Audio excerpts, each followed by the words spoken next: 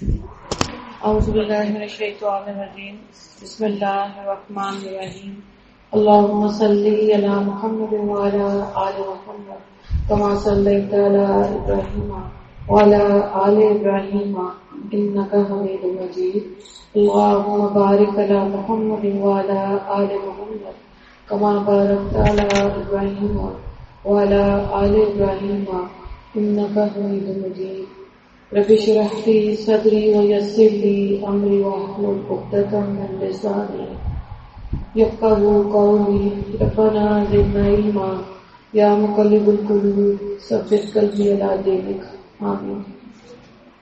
آج ہمارا 7واں دن ہے اور چھٹے پارے سے ہم آغاز کریں گے تلاوت کی اور 4 حصوں میں پورے پارے کی تلاوت سنیں گے۔ تو ربع تک پہلے آپ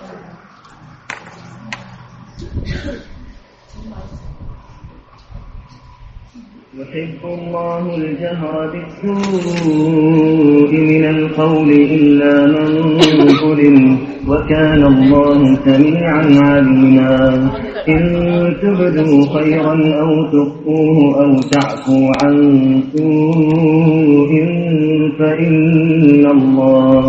فإن الله كان عفوا قديرا إن الذين يكفرون بالله ورسله ويريدون أن يفرقوا بين الله ورسله ويقولون نؤمن ببعض ونكفر ببعض ويريدون أن يتخذوا بين ذلك سبيلا أولئك هم الكافرون حقا وأعتدنا للكافرين عذابا مهينا والذين آمنوا بالله ورسله ولم يفرقوا بين أحد منهم أولئك سوف يؤتيهم أجورهم وكان الله غفورا رحيما يسألك أهل الكتاب أن تنزل عليهم كتابا من السماء فقد سألوا موسى أكبر من ذلك فقالوا أرنا الله جهرة فأخذتهم الصاعقة بظلمهم ثم اتخذوا العجل من بعد ما جاءتهم البينات فعفونا عن ذلك وآتينا موسى سلطانا مبينا ورفعنا فوقهم الطور بميثاقهم وقلنا لهم ادخلوا الباب سجدا وقلنا لهم لا تعدوا في السبت وأخذنا منهم ميثاقا غليظا فبما نقضهم ميثاقهم وكفرهم بآيات الله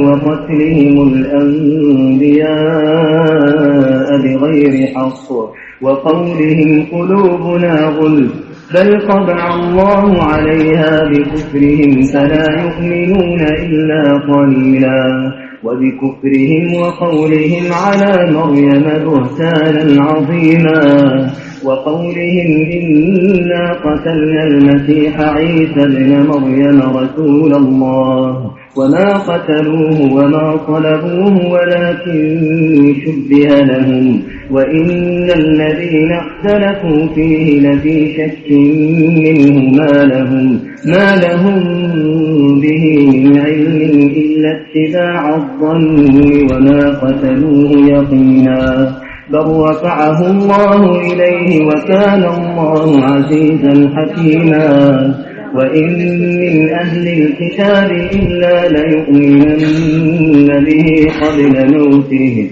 ويوم القيامة يكون عليهم شهيدا فبظلم من الذين هادوا حرمنا عليهم طيبات أحلت لهم وبصدهم عن سبيل الله كثيرا وأخذهم الربا وقد نهوا عنه وأكلهم أموال الناس بالباطل وأعتدنا للكافرين منهم عذابا أليما لكن الراسخون في العلم منهم والمؤمنون يؤمنون بما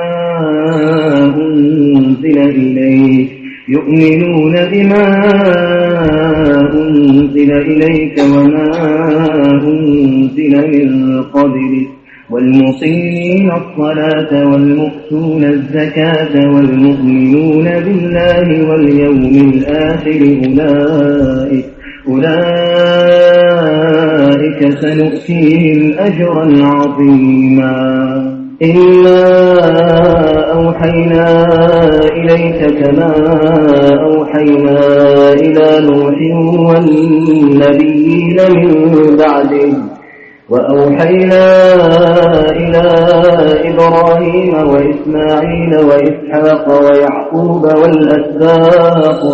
والأسباط وعيسى وأيوب ويونس وهارون وسليمان وآتينا داود زبورا ورسلا قد قصصناهم عليك من قبل ورسلا لم نقصصهم عليك وكلم الله موسى تكليما رسلا مبشرين ومنذرين لئلا يكون للناس على الله حجة بعد الرسل وكان الله عزيزا حكيما لكن الله يشهد بما أنزل إليك أنزله بعلمه والملائكة يشهدون وكفى بالله شهيدا إن الذين كفروا وصدوا عن سبيل الله قد ضلوا ضلالا بعيدا إن الذين كفروا وظلموا لم يكن الله ليغفر لهم ولا ليهديهم طريقا إلا طريق جهنم خالدين فيها أبدا وكان ذلك على الله يسيرا يا أيها الناس قد جاءكم الرسول بالحق من ربكم فآمنوا خيرا لكم وإن تكفروا فإن لله ما في السماوات والأرض وكان الله عليما حكيما يا أهل الكتاب لا تغلوا في دينكم ولا تقولوا على الله إلا الحق إنما المسيح عيسى بن مريم رسول الله وكلمته ألقاها إلى مريم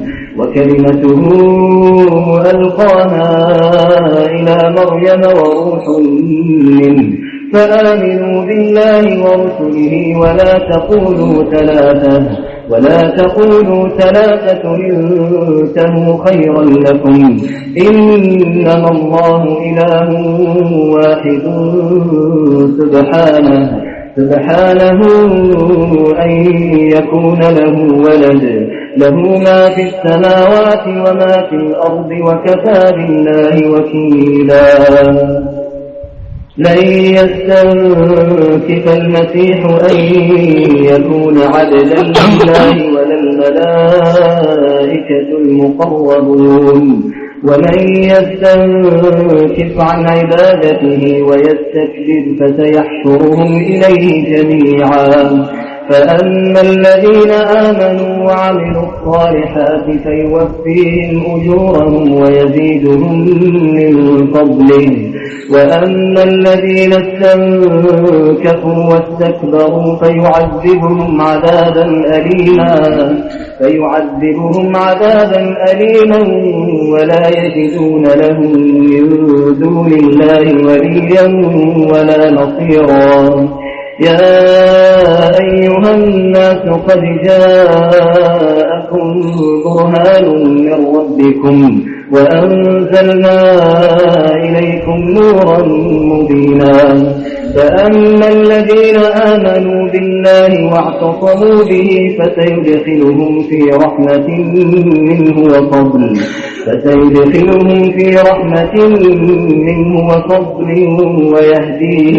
ويهديهم إليه صراطا مستقيما يستفتونك قل الله يفتيكم في الكلالة إن امرؤ هلك ليس له ولد وله أخت فلها نصف ما ترك وهو يرثها إن لم يكن لها ولد فإن كانت اثنتين فلهما الثلثان مما ترك وإن كانوا إخوة رجالا ونساء فللذكر مثل حظ الأنثيين يبين الله لكم أن تضلوا والله بكل شيء عليم. چھٹا پارہ شروع ہو رہا ہے آیت نمبر 148. ترجمے کو دیکھیں. اللہ اس بات کو پسند نہیں کرتا کہ کسی کی برائی علانیہ زبان پر لائی جائے، اللہ یہ کہ کسی پر ظلم ہو، اور اللہ سب کچھ سنتا، ہر بات جانتا ہے.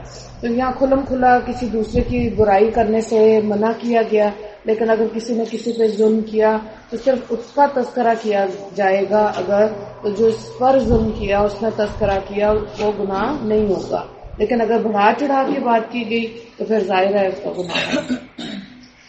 اگر تم کوئی نیک کام علانیہ کرو یا خفیہ طور پر کرو یا کسی برائی کو معاف کر دو تو بہتر ہے، کیونکہ اللہ بہت معاف کرنے والا ہے، اگرچہ سزا دینے پر پوری قدرت رکھتا ہے.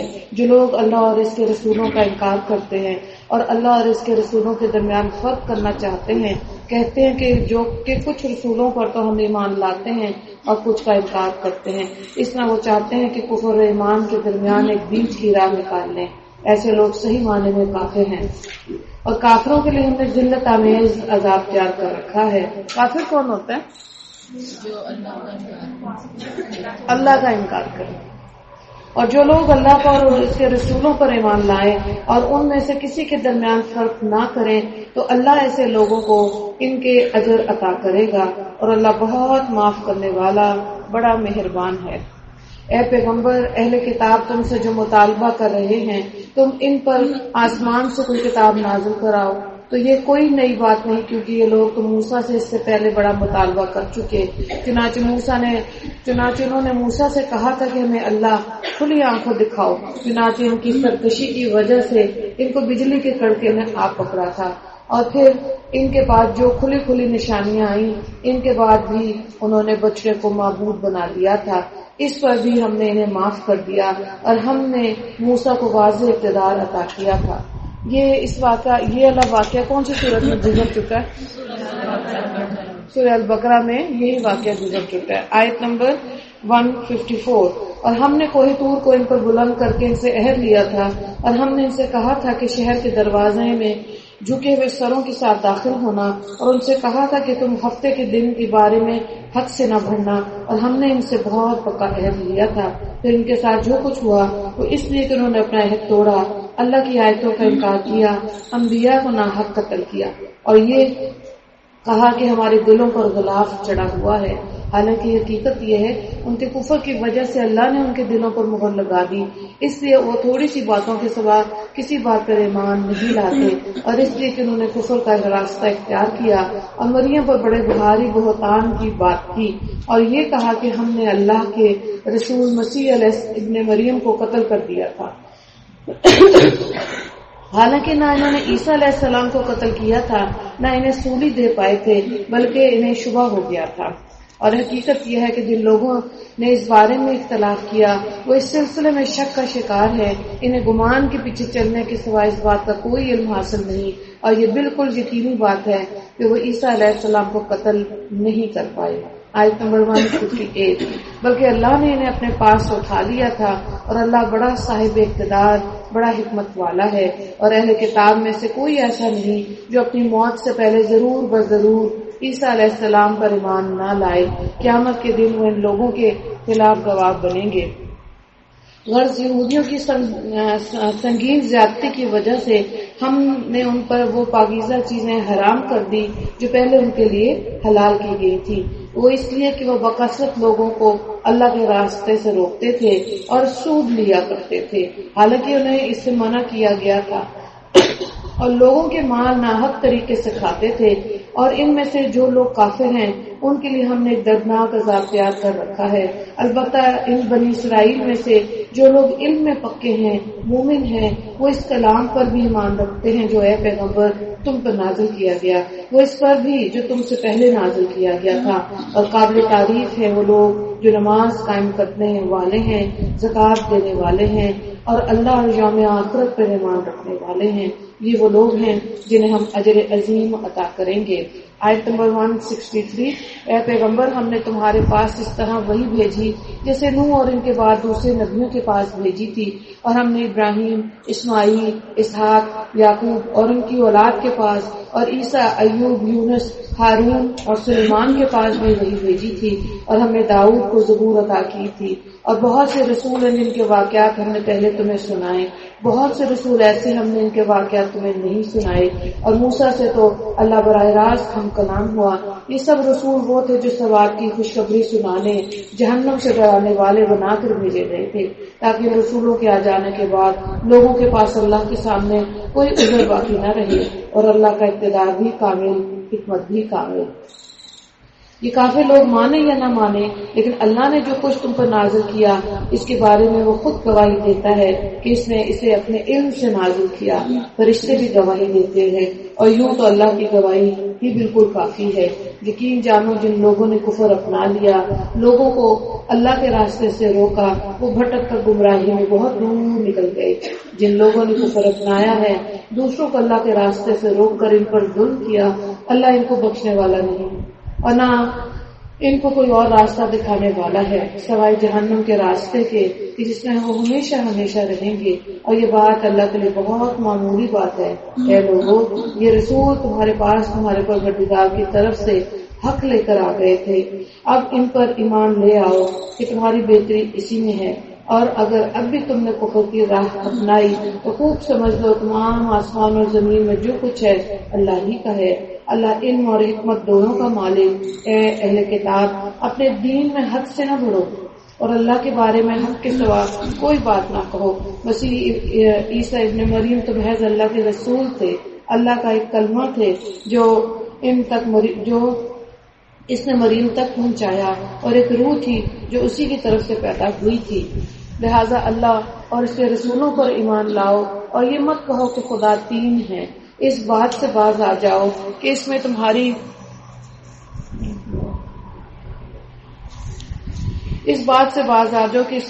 بہتری ہے۔ اللہ تو ایک ہی معبود ہے، وہ اس بات سے بالکل پاک ہے کہ اس کا کوئی بیٹا ہو۔ آسمانوں اور زمین میں جو کچھ ہے اسی کا ہے، اور سب کی دیکھ بھال کے لیے اللہ کافی ہے۔ مسیح کبھی اس بات کو آر نہیں سمجھ سکتے کہ وہ اللہ کے بندے ہوں، نہ مقرب فرشتے بھی کوئی آر سمجھتے ہیں، اور جو کوئی شخص اپنے پروردگار کی بندگی میں آر سمجھے اور تکبر کا مظاہرہ کرے تو اچھی طرح سمجھ لے کہ اللہ ان سب کو اپنے پاس جمع کرے گا۔ پھر جو لوگ اللہ ایمان لائے ہوں گے اور انہوں نے نیک عمل کیے ہوں گے، ان کو پورا پورا ثواب دیا جائے گا، اور انہیں اپنے فضل سے اس سے بھی زیادہ دے گا۔ رہے وہ لوگ جنہوں نے بندگی کو آر سمجھا ہوگا، تکبر کا مظاہرہ کیا ہوگا، تو ان کو دردناک عذاب دے گا، اور ان کو اللہ کے سوا کوئی رکھوالا اور مددگار نہیں ملے گا۔ اے لوگو، تمہارے پاس تمہارے پروردگار کی طرف سے کھلی دلیل آ چکی، اور ہم نے تمہارے پاس ایک ایسی روشنی بھیج دی جو راستے کی پوری وضاحت کرنے والی۔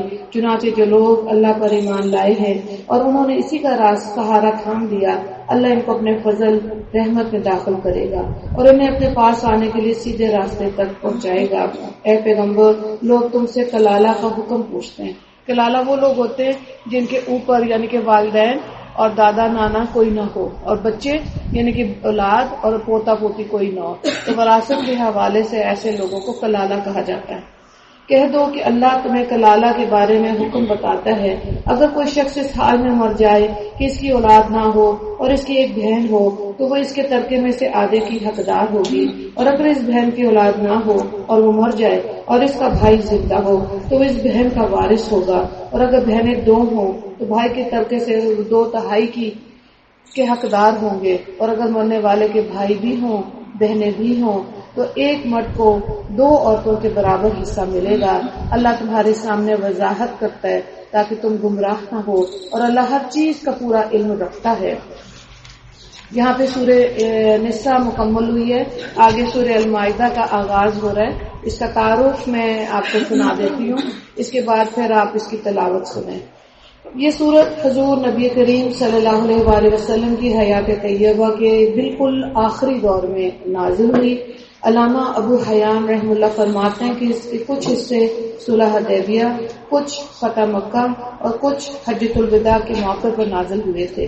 اس زمانے میں اسلام کی دعوت جزیرہ عرب کے طول و عرض میں اچھی طرح پھیل چکی تھی. دشمنان اسلام بڑی حد تک شکست کھا چکے تھے اور مدینہ منورہ میں حضرت صلی اللہ علیہ وآلہ وسلم کی قائم کی ہوئی اسلامی ریاست مستحکم ہو چکی تھی. لہذا اس صورت میں مسلمانوں کے سماجی، سیاسی، معاشی مسائل سے متعلق بہت سی ہدایات دی گئی ہیں. یہ صورت کا آغاز اس بنیادی حکم سے ہوا کہ مسلمانوں کو اپنے عہد و پیمان پورے کرنے چاہیے. اس بنیادی حکم میں اجمالی طور پر شریعت کے تمام احکام آ چکے، وہ اللہ تعالیٰ کے حقوق سے متعلق ہوں یا بندوں کے حقوق سے متعلق. اس زمن میں یہ اصول بڑی تاکید کے ساتھ سمجھایا گیا کہ دشمنوں کے ساتھ بھی ہر معاملہ انصاف کے ساتھ ہونا چاہیے. یہ خوشخبری دی گئی کہ دشمنوں نے اسلام کو اب اسلام کی پیش قدمی روکنے سے مایوسی ہو چکی اور اللہ نے اپنا دین مکمل فرما دیا. اسی صورت میں یہ بھی بتایا گیا کہ کسی قسم کی غذائیں حلال ہیں اور کس قسم کی غذائیں حرام ہیں. اس سلسلے میں شکار کے احکامات بھی وضاحت کے ساتھ بیان کیے جائیں گے. اہل کتاب کی ذبیحہ اور ان کی عورتوں سے نکاح کے احکام کا بیان آئے گا. چوری ڈاکے کی شرعی سزاؤں کا ذکر آئے گا. کسی انسان کو ناحق قتل کرنا کتنا بڑا گناہ ہے اس کی وضاحت کرتے ہوئے حضرت آدم علیہ السلام کے 2 بیٹے حابیل اور قابیل کا ذکر کیا جائے گا. شراب اور جوئے کو صریح الفاظ میں حرام قرار دیا جائے گا. ٹھیک ہے، یہ ہم نے دیکھا تھا کہ سورہ البقرہ میں شراب کو نجس کہا گیا اور سورہ آل عمران میں یہ بتایا گیا تھا کہ شراب کی حالت میں، نشے کی حالت میں نماز نہیں پڑھنی، اور یہاں پر اللہ تعالیٰ حکم دے دیں گی سورت میں، سورہ المائدہ میں شراب حرام ہے. وضو اور تیمم کا طریقہ بتایا جائے گا. یہودیوں اور عیسائی نے کس طرح اللہ تعالیٰ سے کیے ہوئے عہدوں کو توڑا اس کی تفصیل بیان کی جائے گی. مائدہ عربی میں دسترخوان کو کہتے ہیں. اس سورت کی آیت نمبر 114 میں یہ واقعہ بیان ہوا کہ حضرت عیسیٰ علیہ السلام سے ان کے متبعین نے یہ دعا کرنے کی فرمائش کی تھی کہ اللہ تعالیٰ ان کے لیے آسمانی غذاؤں کے ساتھ ایک دسترخوان نازل کرے. اس واقعے کی مناسبت سے اس سورت کا نام مائدہ یعنی دسترخوان رکھا گیا. اب آپ یہاں پارے کے نصف تک تلاوت سنیں. بسم الله الرحمن الرحيم. يا أيها الذين آمنوا أوفوا بالعقود أحلت لكم بهيمة الأنعام إلا ما يتلى عليكم غير محل الصيد وأنتم حرم إن الله يحكم ما يريد. يا أيها الذين آمنوا لا تحلوا شعائر الله ولا الشهر الحرام ولا الهدي ولا القلائد ولا آمين البيت الحرام يبتغون فضلا من ربهم ورضوانا وإذا حللتم فاصطادوا ولا يجرمنكم شنآن قوم أن صدوكم عن المسجد الحرام أن تعتدوا وتعاونوا على البر والتقوى ولا تعاونوا على الإثم والعدوان واتقوا الله إن الله شديد العقاب. حرمت عليكم الميتة والدم ولحم الخنزير وما أهل لغير الله به والمنخنقة والموقوذة والمتردية والنطيحة وما أكل السبع إلا ما ذكيتم وما ذبح على النصب وأن تستقسموا بالأزلام ذلكم فسق. اليوم يئس الذين كفروا من دينكم فلا تخشوهم واخشون اليوم أكملت لكم دينكم وأتممت عليكم نعمتي ورضيت لكم الإسلام دينا فمن اضطر في مخمصة غير متجانف لإثم فإن الله غفور رحيم يسألونك ماذا أحل لهم قل أحل لكم الطيبات وما علمتم من الجوارح مكلبين تعلمونهن مما علمكم الله فكلوا مما أمسكن عليكم واذكروا اسم الله عليه واتقوا الله إن الله سريع الحساب اليوم أحل لكم الطيبات وطعام الذين أوتوا الكتاب حل لكم وطعامكم حل لهم والمحصنات من المؤمنات والمحصنات من الذين أوتوا الكتاب من قبلكم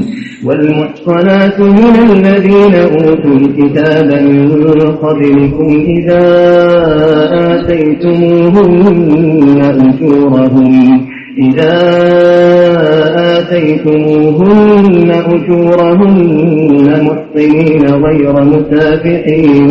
محسنين غير مسافحين ولا متخذي أخدان ومن يكفر بالإيمان فقد حبط عمله وهو في الآخرة من الخاسرين يا أيها الذين آمنوا إذا قمتم إلى الصلاة فاغسلوا وجوهكم وأيديكم إلى المرافق وامسحوا برؤوسكم وأرجلكم إلى الكعبين وإن كنتم جنبا فاطهروا وإن كنتم مرضى أو على سفر أو جاء أحد منكم من الغائط أو لامستم النساء فلم تجدوا ماء فتيمموا صعيدا طيبا فامسحوا بوجوهكم وأيديكم ما يريد الله ليجعل عليكم من حرج ولكن يريد ليطهركم وليتم نعمته عليكم لعلكم تشكرون واذكروا نعمة الله عليكم وميثاقه الذي واثقكم به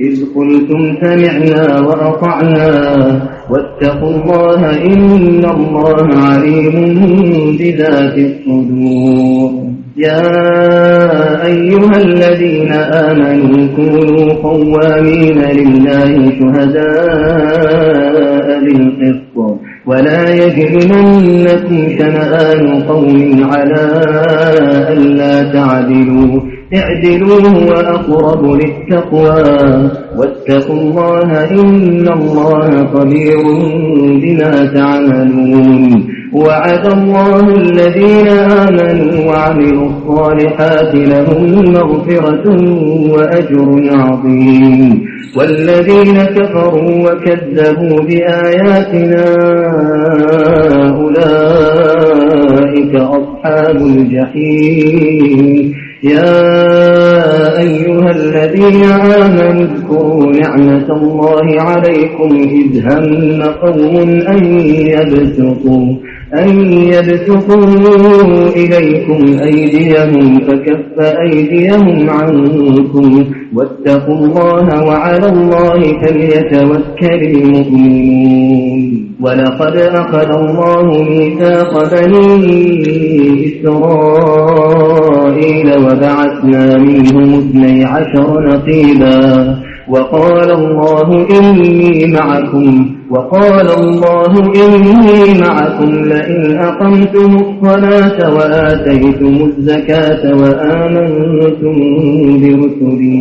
وآمنتم برسلي وعزرتموهم وأقرضتم الله قرضا حسنا لأكفرن عنكم سيئاتكم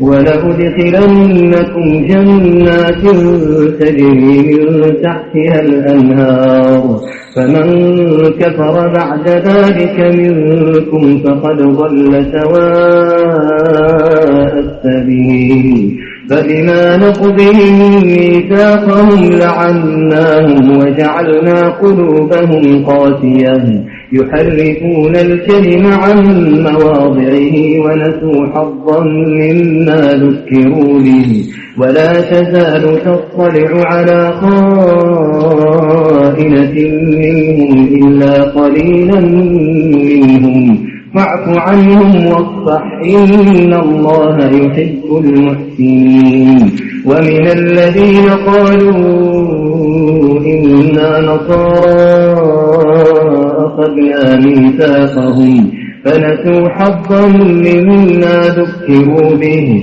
فأغرينا بينهم العداوة والبغضاء إلى يوم القيامة وسوف ينبئهم الله بما كانوا يصنعون يا أهل الكتاب قد جاءكم رسولنا يبين لكم كثيرا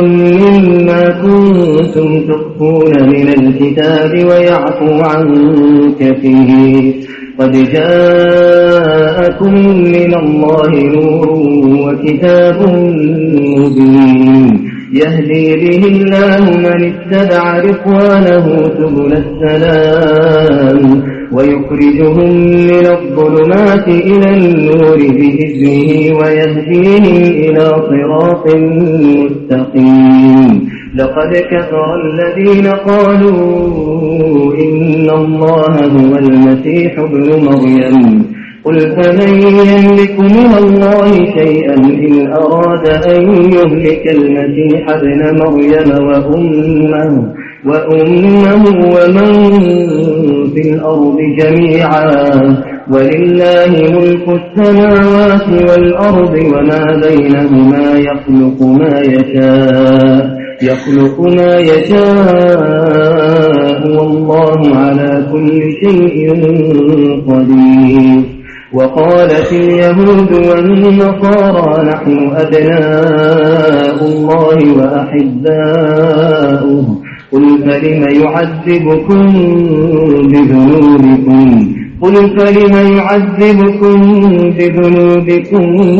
بل أنتم بشر ممن خلق يغفر لمن يشاء ويعذب من يشاء ولله ملك السماوات والأرض وما بينهما وإليه المصير يا أهل الكتاب قد جاءكم رسولنا يبين لكم على فترة من الرسل أن تقولوا ما جاءنا من بشير ولا نذير فقد جاءكم بشير ونذير والله على كل شيء قدير وإذ قال موسى لقومه يا قوم اذكروا نعمة الله عليكم إذ جعل فيكم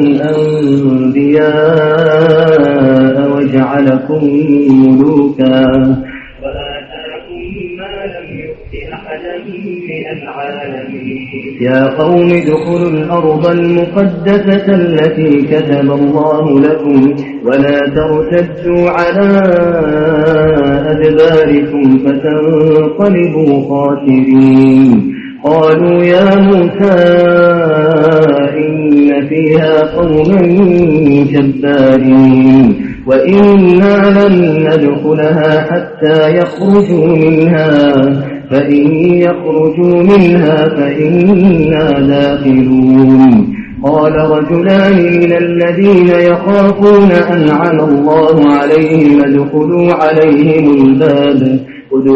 عليهم الباب فإذا دخلتموه فإنكم غالبون وعلى الله فتوكلوا إن كنتم مؤمنين قالوا يا موسى إنا لن ندخلها أبدا ما داموا فيها فاذهب أنت وربك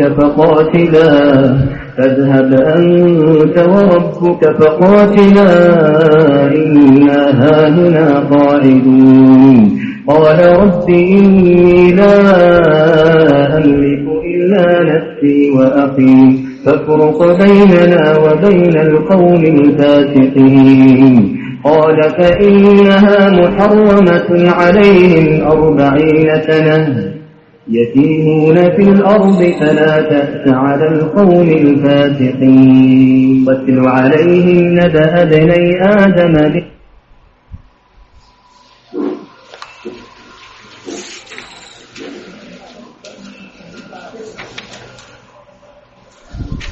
آیت نمبر کون سے پڑھنا جی سورہ المائدہ سٹارٹ ہو رہی ہے. بسم اللہ الرحمن الرحیم. اے ایمان والو معاہدوں کو پورا کرو. یہاں پہ جو ہم وعدے کرتے ہیں ان کے بارے میں بات آ رہی ہے کہ یہ اللہ کا حکم ہے کہ ان کو پورا کرنا چاہیے. بعض دفعہ ہم کہہ دیتے ہیں نا کسی کو اچھا جی کل آئیں گے یا کوئی بھی وعدہ کر لیا تو اس کو غفلت میں نہیں رکھا جا سکتا. اس وعدے کو پورا کرنا ہے. انشاءاللہ کا لفظ کہا کریں ورنہ کیا کہنا ہے کہ ہم پوری کوشش کریں گے. لیکن اگر وعدہ کیا ہے تو اس کو پوچھ رہے کیوں. جس طرح نمازوں کا سوال ہوگا وعدے جو کر لیے جائیں گے اس کے بارے میں بھی اللہ تعالیٰ پوچھیں گے. تمہارے لیے وہ چوپائے حلال کر دیے گئے جو مویشیوں میں داخل ہیں یا ان کے مشابہ ہوں سوائے ان کے بارے میں تمہیں پڑھ کر سنایا جائے گا بشرطیہ تم احرام کی حالت میں ہو اس وقت شکار کو حلال نہ سمجھو. اللہ جس چیز کا ارادہ کرتا ہے اس کا حکم دیتا ہے. تو یہاں پر احرام کی حالت میں شکار کرنا جو ہے وہ منع کر دیا. آگے دیکھیں ایمان والو نہ اللہ کی نشانیوں کی بے حرمتی کرو نہ حرمت والے مہینے کی نہ ان جانوروں کی جو قربانی کے لیے حرم لے جائے جائے نہ ان پٹوں کی جو ان کے گلے میں پڑے ہوں. ہوتا یہ تھا کہ جو یہ حاجی جانور لے کر جاتے تھے حج میں قربانی کے لیے تو ان پہ نشان لگاتے تھے. گلے میں کوئی پٹا ڈال دیا رنگ لگا دیا جیسے ہمارے یہاں معمولی بڑی پہ جانور کو سجایا جاتا ہے. تو یہ کیوں تھا؟ یہ اس لیے تھا کہ دور سے پتہ چل جائے کہ یہ قربانی کا جانور ہے اور اس کا شکار نہ ہو کیا جائے. ٹھیک ہے. اچھا اور نہ ان لوگوں کا کی جو اللہ کا فضل اور اس کی رضامندی حاصل کرنے کی خاطر بیت الحرام کا ارادہ لے کر جا رہے ہوں اور جب تم احرام کھول دو تو شکار کر سکتے ہو. اور کسی قوم کے ساتھ تمہاری کسی کا موبائل ہے پلیز چیک کریں. اور نہ ان کے لوگوں کی جو اللہ کا فضل اور اس کی رضامندی حاصل کرنے کی خاطر بیت الحرام کا ارادہ لے کر جا رہے ہوں اور جب تم احرام کھول دو تو شکار کر سکتے ہو. اور کسی قوم کے ساتھ تمہاری یہ دشمنی کہ انہوں نے تمہیں مسجد حرام سے روکا تھا تمہیں اس بات پر آمادہ نہ کرے کہ تم ان پر زیادتی کرنے لگو اور نیکی اور تقوی میں ایک دوسرے کے ساتھ تعاون کرو اور گناہ اور ظلم میں تعاون نہ کرو اور اللہ سے ڈرتے رہو بے شک اللہ کا عذاب بڑا سخت ہے. تو 3 چیزیں ہیں نا یہاں پہ دیکھیں کہ احرام کی حالت میں ایک دوسرے کا خیال رکھنا لڑائی جھگڑا نہیں کرنا اس چیز کی احتیاط کرنی ہے. پھر دوسرا ہے کہ کسی پر ظلم اور زیادتی نہ کی جائے. ٹھیک ہے. یہ سورت کا جو پارہ شروع ہوا تھا وہاں سے اس بات کا آغاز ہو گیا تھا. تو ان چیزوں کا خیال رکھتے ہوئے انسان نے زندگی گزارنی ہے. بات پھر وہی آ گئی کہ جب تک مسلمان نہیں ہوئے سب آزاد ہیں لیکن جب کلمہ پڑھ لیا تو اللہ کی شریعت کو سمجھنا چاہیے اللہ کی ماننی چاہیے. کیوں؟ حساب کتاب ہوگا. تم پر مردار جانور اور خون کا اور سور کا گوشت اور وہ جانور حرام کر دیے گئے جس پر اللہ کے سوا کسی اور کا نام پکارا جاتا ہے اور جو گلا گھٹنے سے مرا ہو جسے چوٹ مار کر ہلاک کیا گیا ہو اور جو اوپر سے گر کر مرا ہو اور جسے کسی جانور سینگ مار کر ہلاک کیا ہو اور جسے کسی درندے نے کھا لیا ہو الا یہ کہ تم اس کے مرنے سے پہلے اس کو ذبح کر چکے ہو. اور وہ جانور بھی حرام ہے جسے بتوں کی قربان گاہ پہ ذبح کیا جائے، اور یہ بات بھی تمہارے لیے حرام ہے کہ تم جوئے کے تیروں سے گوشت وغیرہ کی تقسیم کرو، یہ ساری باتیں سخت گناہ ہیں. ٹھیک ہے. اب دیکھیں کہ نیت پر ہے نا کس نے کیسے پکایا ہوا ہے، اس لیے ہر چیز نہیں کھانی ہوتی. اب دیکھیں جیسے شادیوں پہ بعض جگہ ایسے ہے کہ بغیر تکبیر کے وہ جو مرغی ہے اس کو ذبح کر رہے ہوتے ہیں. وہ جو دعا آپ کو سکھائی تھی اسی لیے کہتے ہیں باہر جب نکلے باہر کے کھانے کھائیں، دعا پڑھ کر کھائیں، کیونکہ ہمیں نہیں پتا کہ اس کو تکبیر پڑی. جیسے ایک وہ مرغی والے سے میں نے پوچھا تم تکبیر پڑھتے ہو؟ کہتا جی صبح صبح تکبیر پڑھ کے چھری پہ ہاتھ پھیر دیتا ہوں، سارا دن بس میں مرغیاں کاٹتا رہتا ہوں. ایسا نہیں ہے نا. آپ دیکھیں جھٹکے والا باہر کے ملکوں میں بھی لوگ ایسے احتیاط کرتے ہیں کہ ہر چیز بنی بنائی پیکٹ میں بھی جو چکن آ رہا ہے ہمیں نہیں پتا وہ کیسا ہے. تو اس لیے اول تو احتیاط کریں. بہت سے لوگ ہیں جن کو میں نے دیکھا وہ چکن نہیں اب کھاتے ہیں، وہ اسی شک کی وجہ سے کہ پتہ نہیں حلال ہے کہ حرام ہے.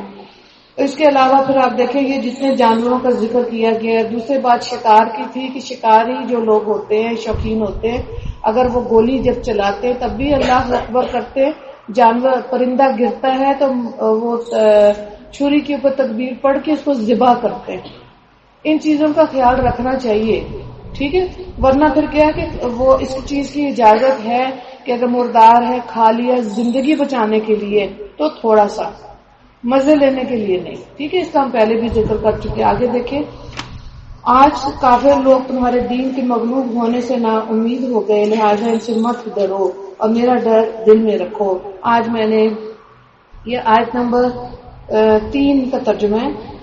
آج میں نے تمہارے لیے تمہارا دین مکمل کر دیا، تم پر اپنی نعمت پوری کر دی اور تمہارے لیے اسلام کو دین کے طور پر ہمیشہ کے لیے پسند کیا. حجۃ الوداع کے موقع پر جو بیان تھا اس میں سے ہے یہ. لہٰذا اس دین کے احکام کی پابندی پوری کرو. ہاں، جو شخص شدید بھوک کے عالم میں بالکل مجبور ہو جائے اور اس کی مجبوری میں ان حرام چیزوں میں سے کچھ کھا لے، بشرطیہ گناہ کی رغبت کی بنا پر ایسا نہ کیا ہو، تو بے شک اللہ بہت معاف کرنے والا بڑا مہربان ہے. وہ تم سے پوچھتے ہیں کہ ان کے لیے کون سی چیزیں حلال، کہہ دو تمہارے لیے تمام چیزیں پاکیزہ چیزیں حلال کی گئی، اور جن شکاری جانوروں کے کہ تم نے اللہ کے بتائے ہوئے طریقے کے مطابق سکھا کر شکار کے لیے سدھار لیا ہو، وہ جس جانور کو شکار کر کے تمہارے لیے روک رکھے اس میں تم کھا سکتے ہو، اور اس پر اللہ کا نام لیا کرو اور اللہ سے ڈرتے رہو، اللہ جلد حساب لگانے والا ہے. یہاں بھی شکاری جانوروں مثلا جو شکاری کتے ہوتے ہیں، باز ہوتے ہیں، بعض لوگ ان سے بھی شکار کرتے ہیں، اس کے بارے میں یہاں پہ تفصیل ہے کہ اس میں پہلی شرط یہ ہے کہ شکاری جانور کی اتنی ٹریننگ ہوئی بھی ہو کہ جب وہ جانور جو شکار والا جانور پکڑ کے مالک کو لاتے، یہ نہیں ہے کہ خود ہی کھانا شروع ہو جائے. اور پھر جس جانور کا شکار کرے اسے خود نہ کھائے بلکہ اپنے مالک کے لیے روک رکھے. دوسری شرط یہ ہے کہ شکار کرنے والا شکاری کتے کو کسی جانور کو چھوڑتے وقت اللہ کا نام لے، یعنی بسم اللہ کرے. اچھا آگے دیکھیں. اب آیت نمبر 5 کا ترجمہ. آج تمہارے لیے پاکیزہ چیزیں حلال کر دی گئی اور جن لوگوں کو تم سے پہلے کتاب دی گئی تھی ان کا کھانا بھی تمہارے لیے حلال، تمہارا کھانا ان کے لیے حلال. نیز مومنوں سے پاک دامن عورتیں بھی اور ان لوگوں میں سے بھی پاک دامن عورتیں بھی تمہارے لیے حلال ہیں جن کو تم اپنے سے پہلے کتاب دی گئی تھی، جبکہ تم نے ان کو نکاح کی حفاظت میں لانے کے لیے ان کے مہر دے دیے ہوں. نہ تم بغیر نکاح کے صرف ہوس نکالنا مقصود ہو، نہ خفیہ آشنائی پیدا کرنا. تو یہاں پہ یہ ہے کہ جو اہل کتاب ہیں ان کے گھر سے کھا سکتے ہیں. جو اہل کتاب ہو عورت مرد اس سے نکاح کر سکتا ہے، لیکن ظاہر ہے پہلے اس کو مسلمان کرے گا پھر نکاح کر سکتا ہے. اور بات ہم یہ دیکھ چکے ہیں جو کتابیں ہیں انجیل اور تورات اس میں رد و بدل کر دیا گیا ہے، اب وہ چینج آ گیا ہوا اس میں. اب یہ لوگ ویسے بھی اہل کتاب نہیں ہے، لیکن دل میں نیت یہ رکھنی چاہیے کہ ہم اگر آپ ان سے مل رہے ہیں تو دین اسلام کی دعوت دینے کی نیت سے کہ اخلاق اتنا اچھا ہو کہ وہ اسلام میں داخل ہو، اس نیت سے ملا جا سکتا ہے. اور جو شخص ایمان سے انکار کرے اس کا سارا کیا گھرا غارت ہو جائے گا اور آخرت میں اس کا شمار خسارہ اٹھانے والوں میں ہوگا. آیت نمبر 6. اے ایمان والو جب تم نماز کے لیے اٹھو تو اپنے چہرے، کونیاں اپنے ہاتھ دھو لو اور اپنے سروں کا مسح کرو اور اپنے پاؤں بھی ٹخنوں تک دھو لیا کرو. ٹھیک ہے، یہ اللہ کا حکم ہے. وضو کا آ گیا اور باقاعدہ ترتیب جو ہے نماز کی جو ہے اور وضو کی حدیثی کتابوں میں موجود ہے. اور اگر تم جنابت کی حالت میں ہو تو سارے جسم کو غسل کے ذریعے خوب اچھی طرح پاک کر لیا کرو. غسل کا تھوڑا سا یہ بتا دوں کہ بہت سی خواتین کو غسل نہیں کرنا آتا. جیسے ایک دفعہ وہ ایک خاتون تھی، وہ ماشاءاللہ بخاری شریف پڑھی تھی، نانی دادی تھی. اب جب غسل کی بات آئی تو کہتی ہے اچھا یہ بھی کرنا ہوتا ہے، ہمیں تو ساری زندگی پتہ ہی نہیں تھا. زور کیوں ہے کہ یہ پاکیزگی ایسے ہی ملتی ہے. تو غسل کرنے کے لیے سب سے پہلے کیا ہے، استنجا اچھی طرح کیا جائے، شرمگاہ کو اچھی طرح دھویا جائے. اس کے بعد ہاتھ دھوئے، ہاتھ دھونے کے بعد پورا وضو کرے. وضو کرنے کے بعد اپنے جسم پر پانی بہا لیا، یہ غسل ہے. تو ضروری نہیں ہے کہ جنابت کے بعد ہی یہ والا غسل کیا جائے، ہر نہانے سے پہلے یہ کیا جائے گا. اب آپ باوضو ہے، جب آپ باہر نکلیں گے اور تو آپ نماز پڑھ سکتے ہیں، قرآن پڑھ سکتے ہیں کیونکہ غسل ہو گیا. ٹھیک ہے، اگر غسل نہیں کیا ویسے نہایا تو پھر نماز پڑھنی ہے تو پھر آپ کو باہر نکل کے وضو کرنا ہے. لیکن غسل کے لیے وضو کرنا پہلے ضروری ہے. ٹھیک ہے نا، اس چیز کی بہت احتیاط کیا کریں. نہیں آتا تو کسی باجی سے یہاں کلاس میں آپ پوچھا کریں اور اس چیز کا زیادہ ذکر کیا کریں. گھروں کی رحمتیں برکتیں، ہماری عبادات کا تعلق جو ہے نا غسل سے بے حد قریب ترین ہے. بچیوں سے پوچھا کریں، بھانجی بھتیجوں سے، آپ کو بیٹے غسل آتا ہے؟ تو ان کو پتا ہوگا کہ مہینے میں کے ایام کے بعد جب پاک ہوتی ہیں تو غسل کرنا ہے. یہ شادی سے پہلے کتنی بچیاں مدرسے میں آتی تھی، جی ان کی شادی ہونے والی، ان کو غسل بتائیں. تو غسل تو ہر مہینے کرنا ہے نا، صاف ہونا، پاکی لینی ہے. اور اگر نہیں ہے تو اس کا عذاب بہت سخت ہے. اور یہ عذاب جو ہے نا، یہ نزا کے وقت دیکھنے میں اللہ دکھا دیتا ہے. بہرحال کہنے کا مطلب یہ ہے کہ ایک چیز ہمارا دین پاکیزگی پہ ہے نا، اس کی سمجھ ہونی چاہیے، لینی چاہیے اور شرمانا نہیں چاہیے. اور اگر تم دھو لیا، اور اگر تم جنابت کی حالت میں ہو تو سارے جسم کو غسل کے ذریعے خوب اچھی طرح پاک کر لو. اور اگر تم بیمار ہو یا سفر پر ہو یا تم میں سے کوئی قضائے حاجت کر کے آیا ہو یا تم نے عورتوں سے جسمانی ملاپ کیا ہو اور تمہیں پانی نہ ملے تو پاک مٹی سے تیمم کر لو. اور تیمم کا ہم نے دیکھا تھا نیت چہرے اور ہاتھوں کا مٹی سے مسح کرنا. آیت نمبر 6، اللہ تم پر کوئی تنگی مسلط کرنا نہیں چاہتا، لیکن یہ چاہتا ہے تم کو پاک صاف کرے اور یہ کہ تم پر اپنی نعمت تمام کر دے تاکہ تم شکر گزار بنو. اللہ نے تم پر جو انعام فرمایا اسے اور اس کے عہد کو یاد رکھو جو اس نے تم سے لیا تھا جب تم نے کہا تھا کہ ہم نے اللہ کے کام کو اچھی طرح سن لیا، اطاعت قبول کر لی اور اللہ سے ڈرتے رہو. یقیناً اللہ سینوں کے بھید سے پوری طرح باخبر ہے. اے ایمان والو، ایسے بن جاؤ کہ اللہ کے احکام کی پابندی کے لیے ہر وقت تیار ہو اور انصاف کی گواہی دینے والے ہو. اور کسی قوم کی دشمنی تمہیں اس بات پر آمادہ نہ کرے کہ تم ناانصافی کرو. انصاف سے کام لو، یہی طریقہ تقوی سے قریب تر ہے. اور اللہ سے ڈرتے رہو اور اللہ یقیناً تمہارے تمام کاموں سے پوری طرح باخبر ہے. جو لوگ ایمان لائے اور جنہوں نے نیک عمل کیے، ان سے اللہ کا وعدہ ہے کہ آخرت میں ان کو مغفرت اور زبردست ثواب حاصل ہوگا. اور جن لوگوں نے کفر اپنایا اور ہماری نشانیوں کو جھٹلایا وہ جہنم کے رہنے والے ہیں. آیت نمبر 11، اے ایمان والو، اللہ نے تم پر جو انعام فرمایا اس کو یاد کرو.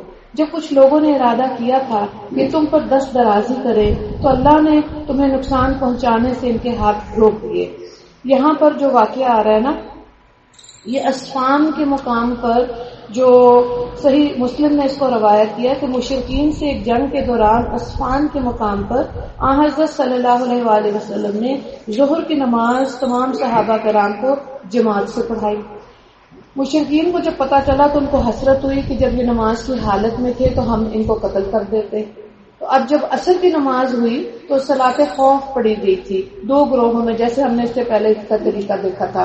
تو اس طرح سے یہ نماز کو ادا کیا گیا تھا اور ایک جو حصہ تھا وہ حفاظت میں تھا، دوسرے نے نماز ادا کی تھی. اس کا ذکر اس آیت میں آ رہا ہے. اور اس نعمت کا شکر یہ ہے کہ اللہ کا روب دل میں رکھتے ہوئے عمل کرو. مومنوں کو صرف اللہ ہی پر بھروسہ رکھنا چاہیے. اور یقیناً اللہ نے بنی اسرائیل سے عہد لیا تھا اور ہم نے ان میں سے 12 نگران مقرر کیے اور اللہ نے کہا تھا میں تمہارے ساتھ ہوں. 12 نگران یہاں پہ بنی اسرائیل کے 12 قبیلے تھے اور ہر قبیلے کے سردار کو اپنے قبیلے کا نگران بنایا تاکہ آسانی سے تمام معاملات طے پا جائے، ہر معاملے دنیاوی اور دینی. اور اللہ نے کہا تھا کہ میں تمہارے ساتھ ہوں، اگر تم نے نماز قائم کی، زکوٰۃ ادا کی، میرے پیغمبروں پر ایمان لائے، عزت سے ان کا ساتھ دیا اور اللہ کو اچھا قرض دیا. قرض حسنہ کی بات ہے، یہ پہلے بھی سورہ البقرہ میں دیکھ چکے ہیں کہ قرض حسنہ کا مطلب ہے اللہ کی راہ میں کسی غریب کی مدد کرنا. ٹھیک ہے، تو یقین جاننا کہ میں تمہاری برائیوں کا کفارہ کر دوں گا اور تمہیں ان باغات میں داخل کروں گا جن کے نیچے نہریں بہتی ہوں گی. پھر اس کے بعد بھی تم میں سے جو شخص کفر اختیار کرے گا تو در حقیقت وہ سیدھی راہ سے بھٹک جائے گا. پھر یہ کہ ان کی حیثیت ہی تو تھی جس کی وجہ سے ہم نے ان کو اپنی رحمت سے دور کیا اور ان کے دلوں کو سخت بنا دیا. وہ باتوں کو اپنے موقع محل سے ہٹا دیتے ہیں اور جس بات کی ان کو نصیحت کی گئی تھی اس کا ایک بڑا حصہ بھلا چکے. اور ان میں سے کچھ لوگوں کو چھوڑ کر تمہیں آئے دن ان کی کسی نہ کسی خیانت کا پتہ چلتا رہتا ہے، لہذا فی الحال انہیں معاف کر دو، درگزر سے کام لو، بے شک اللہ احسان کرنے والوں کو پسند کرتا ہے. اور جن لوگوں نے کہا تھا کہ ہم نصرانی ہیں ان سے بھی ہم نے عہد لیا تھا، پھر جس چیز کی اس کو نصیحت کی گئی اس کا بڑا حصہ وہ بھی بھلا بیٹھے. چنانچہ ہم نے ان کے درمیان قیامت تک کے لیے دشمنی اور بغض پیدا کر دیا اور اللہ انہیں عنقریب بتا دے گا کہ وہ کیا کچھ کیا کرتے تھے. آیت نمبر 15. اے اہل کتاب تمہارے پاس ہمارے یہ پیغمبر آ گئے ہیں، یہ کتاب یعنی تورات اور انجیل کی بہت سی ان باتوں کو کھول کھول کر بیان کرتے ہیں جو تم چھپایا کرتے ہو اور بہت سی باتوں سے درگزر کر جاتے ہیں. تمہارے پاس اللہ کی طرف سے ایک روشنی آئی اور ایک ایسی کتاب جو حق کو واضح کرنے والی ہے، جس کے ذریعے اللہ ان لوگوں کو سلامتی کی راہیں دکھاتا ہے جو اس کی خوشنودی کے طلبگار ہیں اور انہیں اپنے حکم سے اندھیروں سے نکال کر روشنی کی طرف لاتا ہے اور انہیں سیدھے راستے کی ہدایت عطا فرماتا ہے. جن لوگوں نے یہ کہا کہ اللہ ہی مسیح ابن مریم ہے وہ یقیناً کافر ہو چکے. اے نبی ان سے کہہ دو اگر اللہ مسیح ابن مریم کو اور ان کی ماں کو اور زمین میں جتنے لوگ ہیں سب کو ہلاک کرنا چاہے تو کون ہے جو اللہ کے مقابلے میں کچھ کرنے کی ذرا بھی طاقت رکھتا ہو؟ تمام آسمانوں، زمین پر اور ان کے درمیان جو کچھ ہے اس پر تنہا ملکیت اللہ ہی کی ہے. وہ جس کو چاہتا ہے پیدا کرتا ہے اور اللہ ہر چیز پر پوری پوری قدرت رکھتا ہے. یہود و نصارہ کہتے ہیں کہ ہم اللہ کے بیٹے اور ان کے چہیتے ہیں. ان سے کہہ دو پھر اللہ تمہارے گناہوں کی وجہ سے تمہیں سزا کیوں دیتا ہے؟ نہیں بلکہ تم انہی انسانوں کی طرح انسان ہو جس نے پیدا کیے. وہ جس کو چاہتا ہے بخش دیتا ہے اور جس کو چاہتا ہے عذاب دیتا ہے. آسمانوں اور زمین پر ان کے درمیان جو کچھ موجود ہے اس پر تنہا ملکیت اللہ ہی کی ہے اور اسی کی طرف سب کو لوٹ کر جانا ہے. اے اہل کتاب تمہارے پاس ہمارے پیغمبر ایسے وقت دین کی خاطر کی وضاحت کرنے آئے جب پیغمبروں کی آمد رکی ہوئی تھی تاکہ تم یہ نہ کہہ سکو کہ ہمارے پاس نہ کوئی جنت کی خوشخبری دینے والا آیا نہ کوئی جہنم سے ڈرانے والا آیا. جہنم سے ڈرانے کی بات لیکن قرآن میں یہ بھی اللہ کی رحمت ہے کہ اللہ نے ہمیں اس دنیا میں بتا دیا کہ اپنے آپ کو جہنم سے بچا لو. ٹھیک ہے، تو ڈرانے والے جو ہوتے ہیں نا یہ بھی نرمی سے بشیر و نذیر کی بات آتی ہے قرآن میں. تو ڈرانے کا مطلب یہ ہے کہ یہ اللہ کی رحمت ہے تو اس کے لیے انسان کو کوشش کرنی چاہیے. لو تمہارے پاس خوشخبری دینے والا ڈرانے والا آ گیا اور اللہ ہر بات پر پوری پوری قدرت رکھتا ہے. آیت نمبر 20. اور اس وقت کا دھیان کرو جب موسیٰ نے اپنے قوم سے کہا تھا کہ اے میرے لوگ میری قوم اللہ کی اس نعمت کو یاد کرو جو اس نے تم پر نازل کی کہ اس نے تم پر نبی پیدا کیے، تمہیں حکمران بنایا اور تمہیں وہ کچھ عطا کیا جو تم سے پہلے دنیا جہاں کے کسی فرد کو عطا نہیں کیا تھا. اے میری قوم اس مقدس سرزمین میں داخل ہو جاؤ جو اللہ نے تمہارے واسطے لکھ دی. یہاں پہ جو مقدس سرزمین ہے اس سے مراد شام اور فلسطین یہ دو ملکوں کی بات آ رہی ہے. یہاں پر املکا نامی ایک قبیلہ تھا جس کے ساتھ اللہ تعالیٰ جنگ کے لیے کہہ رہے ہیں مسلمانوں کو کہ یہاں ان کے ساتھ یہودیوں کو کہ ان کے ساتھ جنگ کرو. لیکن ان کے ڈیل ڈال اتنے مضبوط تھے اس قبیلے کے لوگ کہ ان کو دیکھ کر اصل میں ڈر بنی اسرائیل کے ان کا ڈیل ڈال دیکھ کے ان سے ڈر گئے تھے لوگ اور یہ اللہ پہ توکل ہٹ کے لوگوں کا ظاہری خوف ان کے اندر آ گیا تھا جس کی وجہ سے اللہ نے یہ آیت نازل کی. اے میری قوم اس مقدس سرزمین میں داخل ہو جاؤ جو اللہ نے تمہارے واسطے لکھ دی اور اپنی پشت کے بل پیچھے نہ لوٹو ورنہ پلٹ کر نامراد ہو جاؤ گے۔ وہ بولے اے موسیٰ اس ملک میں تو بڑے طاقتور لوگ رہتے ہیں اور جب تک وہ لوگ وہاں سے نہیں نکلیں گے ہم ہرگز اس میں داخل نہیں ہوں گے۔ ہاں اگر وہ وہاں سے نکل جائیں تو بے شک ہم اس میں داخل ہو جائیں گے۔ جو لوگ اللہ کا خوف رکھتے ہیں ان میں سے 2 مرد جن کو اللہ نے اپنے فضل سے نوازا بول اٹھے کہ تم ان پر چڑھائی کر کے شہر کے دروازے میں گھس جاؤ، جب گھس جاؤ تو تم ہی غالب ہو جاؤ گے۔ یہاں پہ مراد جو 2 صاحبہ حضرت یوشع اور حضرت کالب علیہ السلام تھے جو ہر مرحلے میں حضرت موسیٰ علیہ السلام کے ساتھ وفادار رہے اور پھر بعد میں اللہ نے ان کو بھی نبوت عطا کی تھی۔ ترجمے کو دیکھیں، بول اٹھے کہ تم ان پر چڑھائی کر کے شہر کے دروازوں میں گھس جاؤ، پھر گھس جاؤ گے تو تم ہی غالب ہوگے اور اپنا بھروسہ صرف اللہ پر رکھو اگر تم واقعی صاحب ایمان ہو۔ آیت نمبر 24 نمبر آیت کو دیکھیں، وہ کہنے لگے اے موسیٰ جب تک وہ لوگ اس ملک میں موجود ہیں ہرگز اس میں قدم نہیں رکھیں گے، اگر ان سے لڑنا ہے تو بس تم اور تمہارا رب چلے جاؤ اور ان سے لڑو، ہم تو یہیں بیٹھے ہیں۔ موسیٰ نے کہا اے میرے پروردگار سوائے میری اپنی جان کے اور میرے بھائی کے کوئی میرے قابو میں نہیں، اب آپ ہمیں ہمارے اور ان نافرمان لوگوں کے درمیان الگ الگ فیصلہ کر دیجئے۔ بات یہ کہ ہر قوم پہ جب عذاب آیا تو اس قوم کے نبی نے جب بددعا کی تھی تب آیا تھا، ویسے نہیں آیا۔ تو پھر ان کے اوپر ظاہر نبیوں کو کہا اللہ نے کہ اس علاقے میں سے نکل جائیں، پھر باقی نافرمان قوم پر عذاب آتا تھا۔ اللہ نے کہا اچھا تو سرزمین ان پر 40 سال تک حرام کر دی گئی، یہ اس دوران زمین میں بھٹکتے پھریں گے، تو اے موسیٰ اب تم بھی نافرمان لوگوں پر ترس مت کھانا۔ یہاں پہ یہ بتایا گیا ہے کہ 40 سال کی سزا کیوں دی؟ ایک تو یہ کہ اللہ نے ان پہ نعمتیں بہت کی تھی، یعنی بادلوں کا سایہ ان کو دیا، من اور سلوہ دیا، اس کے بعد ان کو پینے کے لیے 12 چشمے عطا کیے بنی اسرائیل کو۔ یہ تمام نعمتوں کے باوجود انہوں نے اللہ کی نافرمانی کی تھی، اس لیے یہاں پر ان کے لیے یہ بات آ رہی ہے۔ آگے اگلا رکوع سے لے کے نصف تک کی تلاوت سنیں۔ إن ابني آدم بالحق إذ قربا قربانا فتقبل من أحدهما ولم يتقبل من الآخر قال لأقتلنك قال إنما يتقبل الله من المتقين لئن بسطت إلي يدك لتقتلني ما أنا بباسط يدي إليك لأقتلك إني أخاف الله رب العالمين إني أريد أن تبوء بإثمي وإثمك فتكون من أصحاب النار وذلك جزاء الظالمين إني أريد أن تبوء بإثمي وإثمك فتكون من أصحاب النار وذلك جزاء الظالمين فطوعت له نفسه قتل أخيه فقتله فأصبح من الخاسرين فبعث الله غرابا يبحث في الأرض ليريه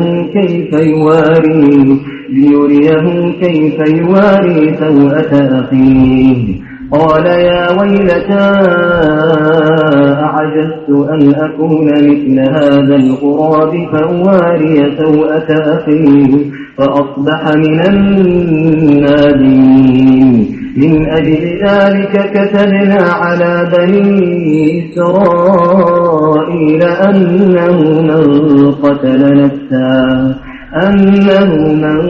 قتل نفسا بغير نفس أو فساد في الأرض فكأنما قتل الناس جميعا ومن أحياها فكأنما أحيا الناس جميعا ولقد جاءتهم رسلنا بالبينات ثم إن كثيرا منهم بعد ذلك في الأرض لمسرفون إنما جزاء الذين يحاربون الله ورسوله ويسعون في الأرض فسادا أن يقتلوا أو يصلبوا أو تقطع أيديهم وأرجلهم من خلاف أو ينفوا من الأرض ذلك لهم خزي في الدنيا ولهم في الآخرة عذاب عظيم إلا الذين تابوا من قبل أن تقدروا عليهم فاعلموا أن الله غفور رحيم يا أيها الذين آمنوا اتقوا الله وابتغوا إليه الوسيلة وجاهدوا في سبيله لعلكم تفلحون إن الذين كفروا لو أن لهم ما في الأرض جميعا ومثله معه ليفتدوا به من عذاب يوم القيامة ما تقبل منهم ولهم عذاب أليم يريدون أن يخرجوا من النار وما هم بخارجين منها ولهم عذاب مقيم والسارق والسارقة فاقطعوا أيديهما جزاء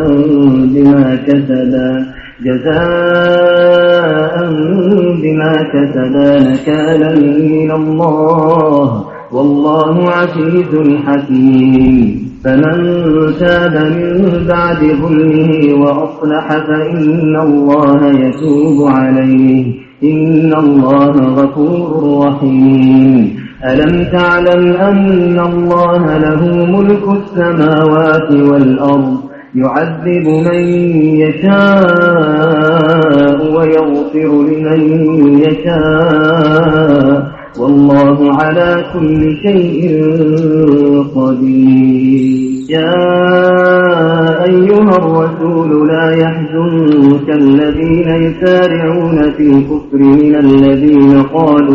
من الذين قالوا آمنا بأفواههم ولم تؤمن قلوبهم ومن الذين هادوا سماعون للكذب سماعون لقوم آخرين لم يأتوك يحرفون الكلم من بعد مواضعه يقولون إن أوتيتم هذا فخذوه وإن لم تؤتوه فاحذروا ومن يرد الله فتنته فلن تملك له من الله شيئا أولئك الذين لم يرد الله أن يطهر قلوبهم لهم في الدنيا خزي ولهم في الآخرة عذاب عظيم سماعون للكذب أكالون للسحت فإن جاءوك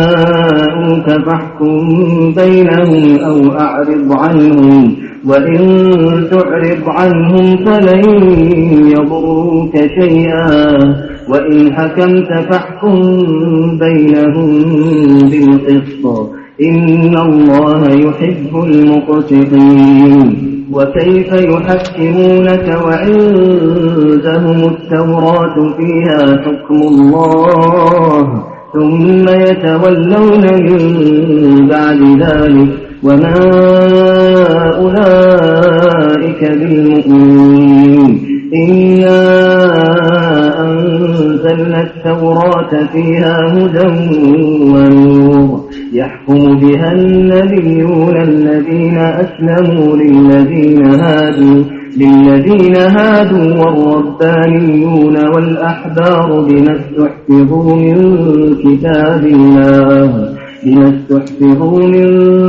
كتاب الله وكانوا عليه شهداء فلا تخشوا الناس واخشوني ولا تشتروا بآياتي ثمنا قليلا ومن لم يحكم بما أنزل الله فأولئك هم الكافرون وكتبنا عليهم فيها أن النفس بالنفس والعين بالعين والأنف بالأنف والأذن بالأذن والسن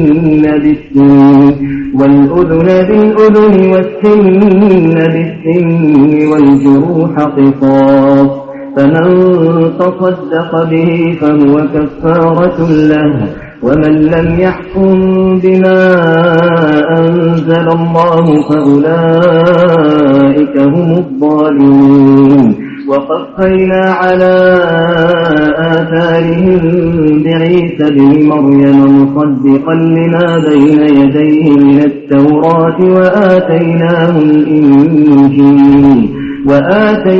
الإنجيل فيه هدى ونور ومصدقا لما بين يديه من التوراة وهدى وموعظة للمتقين وليحكم أهل الإنجيل بما أنزل الله فيه ومن لم يحكم بما أنزل الله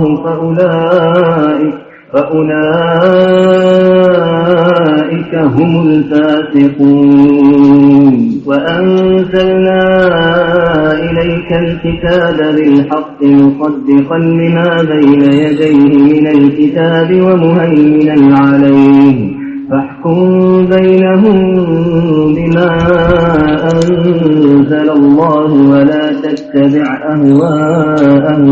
ولا تتبع أهواءهم عما جاءك من الحق لكل جعلنا منكم شرعة ومنهاجا ولو شاء الله لجعلكم أمة واحدة ولكن ليبلوكم فيما آتاكم فاستبقوا الخيرات إلى الله مرجعكم جميعا فينبئكم بما كنتم فيه تختلفون وأن احكم بينهم بما أنزل الله ولا تتبع أهواءهم واحذرهم أن يفتنوك عن بعض ما أنزل الله إليك فإن تولوا فاعلم أنما يريد الله أن يصيبهم ببعض ذنوبهم وإن كثيرا من الناس لفاسقون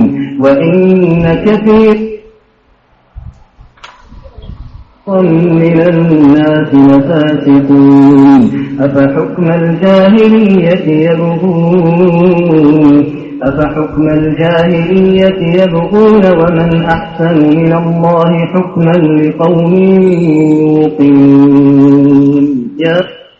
آیت نمبر 27 سے ترجمے کو دیکھیں. اور اے پیغمبر ان کے سامنے آدم کے دو بیٹوں کا واقعہ ٹھیک ٹھیک پڑھ کر سناؤ جب دونوں نے ایک ایک قربانی پیش کی اور ان میں سے ایک کی قربانی قبول ہو گئی دوسرے کی قبول نہ ہوئی. اس دوسرے نے پہلے سے کہا میں تجھے قتل پر ڈالوں گا. پہلے نے کہا اللہ تو ان لوگوں سے قربانی قبول کرتا ہے جو متقی ہے. تو یہاں پہ حضرت آدم علیہ السلام کے دونوں بیٹوں کے بارے میں واقعہ جو ہے وہ بتایا جا رہا ہے حابیل اور قابیل کا.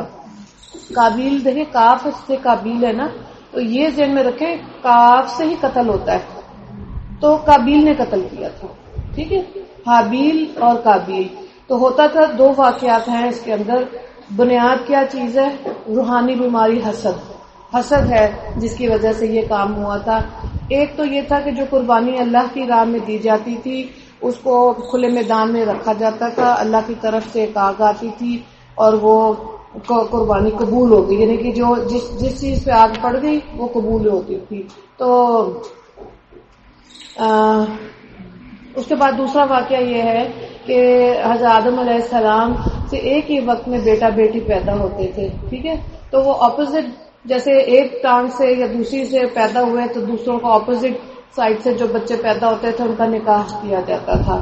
تو جو قابیل کے ساتھ بچی پیدا ہوئی تھی وہ خوبصورت تھی، اس کا نکاح ہونا تھا حابیل کے ساتھ. تو قابیل نے کہا کہ میں نے ہی اس سے کرنا، اصولاً وہ اس کی بہن تھی. تو یہاں سے جب ضد میں اس نے بھائی کو قتل کیا، یہ واقعے کی طرف یہاں پہ تفصیل میں بتایا جا رہا ہے. اور یہ تھا کہ پھر قابیل نے حابیل کو قتل کیا. یہ ہم نے مختصر دیکھا، کتاب میں تو خیر ڈیٹیل میں موجود ہے. آیت نمبر 28 سے ترجمہ کو دیکھیں. اور اگر تم مجھے قتل کرنے کو اپنا ہاتھ بڑھایا تب بھی میں تمہیں قتل کرنے کو اپنا ہاتھ نہیں بڑھاؤں گا. کون کہہ رہا ہے؟ حابیل. میں تو اللہ رب العزت سے ڈرتا ہوں، میں تو یہ چاہتا کہ انجام کار تم اپنے اور میرے دونوں کے گناہ میں پکڑے جاؤ اور جہنمیوں میں شامل ہو، اور یہی ظالموں کی سزا ہے. آخرکار اس کے نفس نے اس کو اپنے بھائی کے قتل پر آمادہ کر لیا، چنانچہ اس نے اپنے بھائی کو قتل کر ڈالا اور نامرادوں میں شامل ہو گیا. پھر اللہ نے کوا بھیجا جو زمین کھودنے لگا تاکہ اسے دکھائے کہ اپنے بھائی کی لاش کیسے چھپائے. بھائی کو تو قتل کر لیا تھا لیکن سمجھ نہیں آ رہی تھی کرنا کیا ہے. تو اللہ نے 2 کوے نازل کیے، لڑائی ہوئی، ایک مر گیا، دوسرے نے پھر چونچ کے ساتھ وہ ایک گڑھا سا بنایا، اس میں کوے کو ڈالا. اس طرح پھر اس کو بہت پچھتاوا ہوا کہ کتنا برا میں نے کام کیا، لیکن اس کے آگے کیا کرنا تھا اس کو پتہ ہی نہیں تھا. تو اس کو ندامت ہوئی. یہ دیکھ کر وہ بولا ہائے افسوس، کیا میں اس کوے جیسا بھی نہ ہو سکا کہ اپنے بھائی کی لاش چھپا دیتا. اس طرح بعد میں وہ بڑا شرمندہ ہوا. اسی وجہ سے ہم نے بنی اسرائیل کو یہ فرمان لکھ دیا تھا کہ جو کوئی کسی کو قتل کرے جبکہ یہ قتل نہ کسی اور جان کے بدلے لینے کے لیے ہو نہ کسی زمین میں فساد پھیلانے کی وجہ سے ہو تو یہ ایسا ہے جیسے اس نے تمام انسانوں کو قتل کیا. اور جو شخص کسی کی جان بچا لے تو یہ ایسا ہے جیسے اس نے تمام انسانوں کی جان بچا لی. اور واقعہ یہ ہے کہ ہمارے پیغمبر ان کے پاس کھلی ہدایت لے کر آئے، مگر اس کے بعد بھی ان میں سے بہت سے لوگ زمین میں زیادتیاں ہی کرتے رہتے ہیں. اب دیکھیں قتل کی سزا سخت ہے نا، اور آخرت میں سب سے پہلے قتل کا ہی حساب کھولا جائے گا. اور آپ اس کو یہ دیکھیں کہ باہر کے ملکوں میں تو جیسے یہ پرندے ہوتے ہیں نا، ان کی جان بچانے کے لیے بھی بہت سی آرگنائزیشن NGOs کام کر رہی ہیں.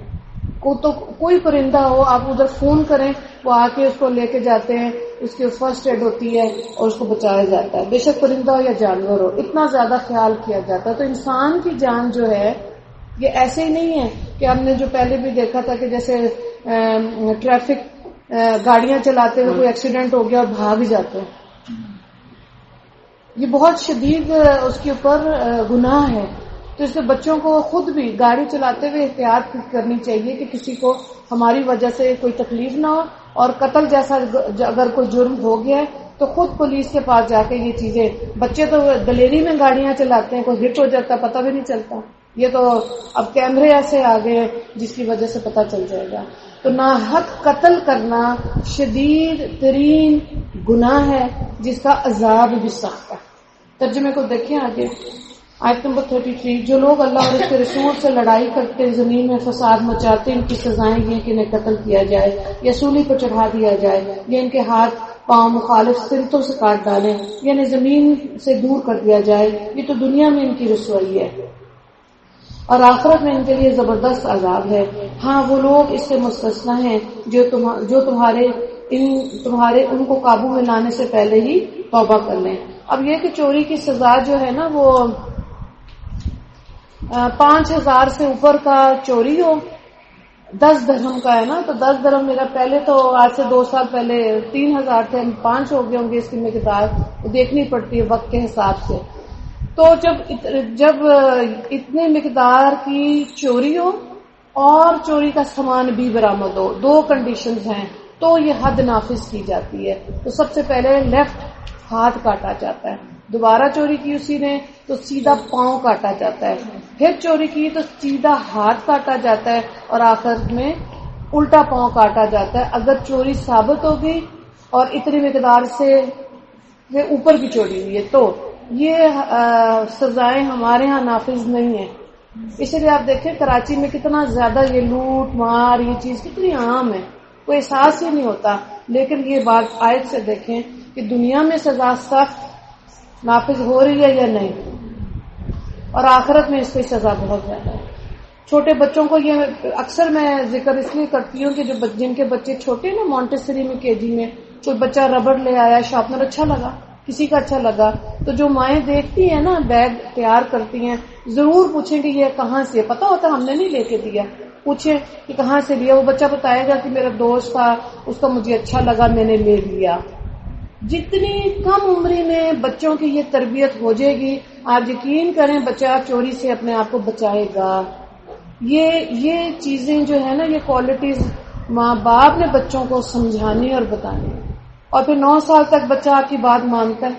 9 سال سے 18 سال کا بچہ جب ہو جاتا ہے نا 18 سال کا تو 18 سال کا لڑکا لڑکی وہ اپنی رائے رکھتا ہے.